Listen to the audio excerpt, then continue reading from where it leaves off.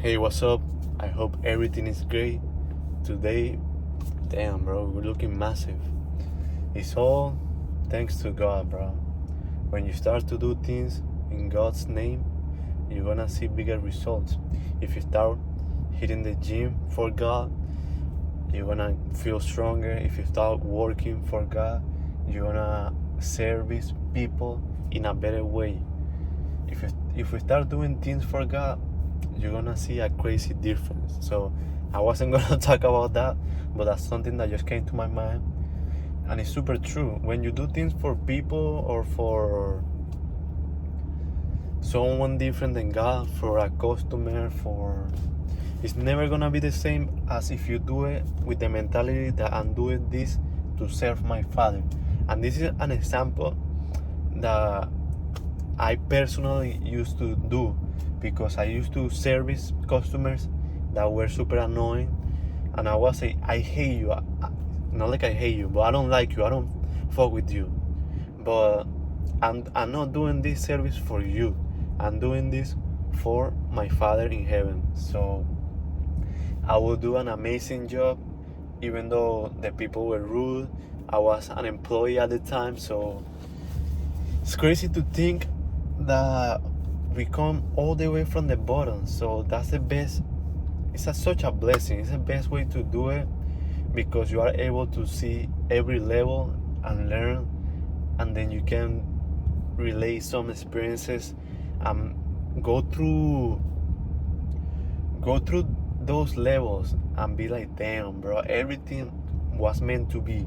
Everything was required so I can be the person that I am today. Because if I didn't go through that difficulty, I wouldn't have the mindset and the knowledge that I have now. And the crazy thing is that we're only 23 years old. So there's so many things, there's so many experiences, there's so many places, people that we need to go to visit, to meet. And it's just a blessing, but we cannot get caught in that future thinking too much, because we gotta do the best that we can right now. So even though I'm super excited for the future, we gotta keep performing at the highest level in everything that we do right now. So I'm not gonna be daydreaming all day on the future and how amazing it's gonna be, while neglecting the work that is required for us to get to that amazing future. So yes, I'm making sure I'm in the right place, and you always gotta check, bro. I'm always super like security, super safety aware. I don't like to be too chill, and that's because I come from a place. My father, my dad, used to be a police officer, a cop, and I remember him pulling up to the house with holes in the clothes, like on the pants and stuff, from bullets.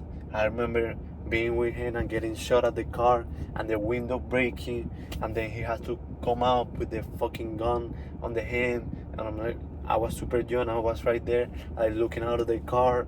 Bro, this is taking such a wild turn, but this is super fun, because like we say, everything that we have been through is perfect. It's perfect because it made us the person that we were.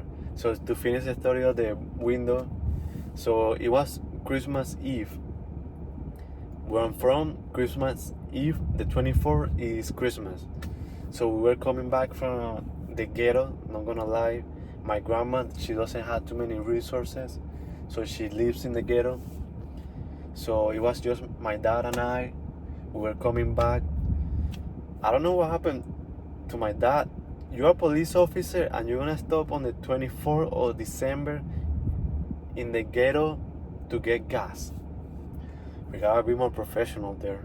But like we say, everything happened for a reason. So we hear like a brass in the car, right?